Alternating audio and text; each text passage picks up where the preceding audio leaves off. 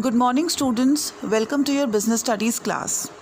In the previous lecture, we had started with the first element of marketing mix, that is the product mix, and we had discussed the three elements of product mix, that is the product, branding, packaging, and labeling. Now, the first thing, that is the first main element of marketing concept is ready, that is the product. Now we have to decide about the prices, that is at what price we are going to sell our products to the customer. So today we would be studying about the second P of marketing mix, that is the price mix. Price mix. Now let us first discuss that what is price. Now price may be defined as the amount of money paid by a buyer or received by a seller in consideration of the purchase of a product or a service. Pricing is the process of fixing the price of a product or service. So there's a difference between these two terms. Price is the amount of money paid by a buyer or received by a seller, and pricing is the process of fixing the price of a product or service. Now this pricing plays a very important role in marketing of goods and services, as it is often used as a regulator of the demand of a product. Now generally what happens is that if the price of a product is increased, the demand comes down, and if the price of the product is decreased, then the demand comes up. So pricing is considered as an effective weapon during stiff competition, as most of the firms compete with each other on the basis of price only, and it also affects the revenue and profits of a firm. Due to all these reasons, determination of price is most crucial decision for most of the marketing firms. That means at what price they are going to sell their products to the customers so that they can provide better services at reasonable prices to their customers with respect to their competitors. Now, price mix refers to the various important decisions related to the price to be charged for a product or service. These decisions include setting the pricing objectives, determining the pricing strategies, determining the price, changing the price of competitors' product, level of demand, discount, credit period, etc. Now let us take few examples of price. Like if we say price of a loan, so price of a loan is interest. If we talk about price of an insurance policy, that is your premium. Price of renting a home, that is rent. Price of school education, that is the school fees that we pay. So these are few examples of price. Let's say price of transport service is the fare that we are paying.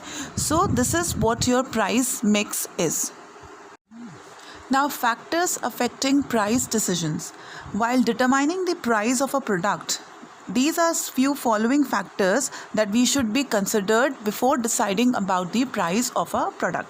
Which means that whenever we are deciding the price for a product, we are just not deciding the price of the product on our will.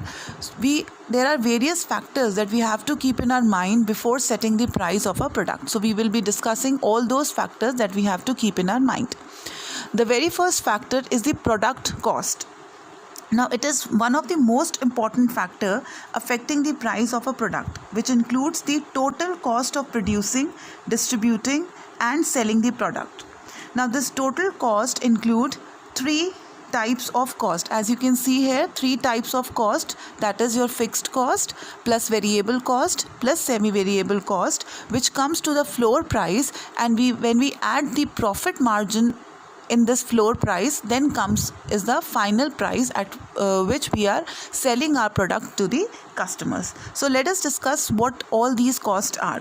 Now first is our fixed cost. Now fixed costs are those costs which remain fixed at all the levels of production. That means it do not vary with the level of activity or volume of production. For example, rent of a building, salary, etc. Then variable costs are those costs which vary directly with the output, like cost of raw material, payment of wages, power, etc. And semi-variable costs refer to those costs which vary with the level of output but not in direct proportion. For example, salary plus commission on sales. So sum of all these total cost sets the minimum level or the floor price at which the product can be sold. Generally what happens is that the company set a price which covers the total cost and the reasonable profit. However, at the time of introducing a new product or while entering a new market, that means whenever we are introducing a new product or we are entering into a new market, products can be sold at a price which does not cover all the cost, but in the long run a firm can survive only when all its costs are covered, including a margin of profit over and above the cost. So this is the very important factor while deciding the price, that is the product cost, in which we are adding basic three types of cost, that is your fixed, variable and semi-variable cost, which comes up to your floor price. Then we add a profit margin in this floor price, which gives us the final price that we are going to which we are going to sell our product to the customers. Next factor is utility and demand.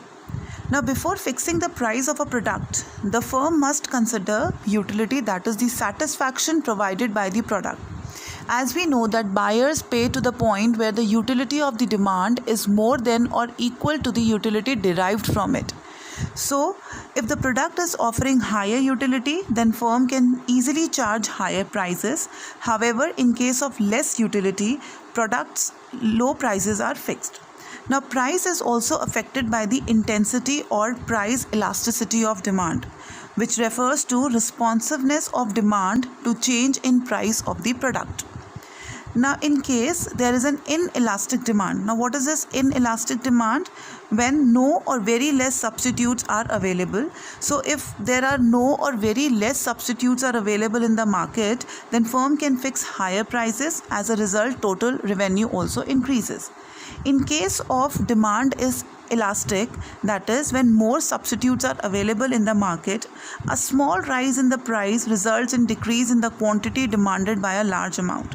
As a result, total revenue also decreases. For example, as you can see here also, let's say if the price of Coca-Cola increases, then the demand will Coca-Cola will decline, and as a result, the substitute of Coca-Cola, that is Pepsi, the demand will also increase. So in this way, we can say that if the demand is elastic, that means when we have more substitutes in the market, then we cannot just raise the prices of the product, because it will lead to decrease in the demand and increase in the demand of the substitute product. Next factor is extent of competition in the market. Now, this we have to keep in mind while fixing the price of a product, that is the level of competition in the market. If the firm does not face any competition, that means there is a complete case of monopoly, then it can enjoy complete freedom and can fix prices according to the choice of the company. However, in case of intense competition, the firm has to consider the price, quality, features of competitors' product also. Let us take an example. Let's say that Amul company cannot decide the price of its milk without considering the price of Mother Dairy Milk and other type of companies involved in the same business.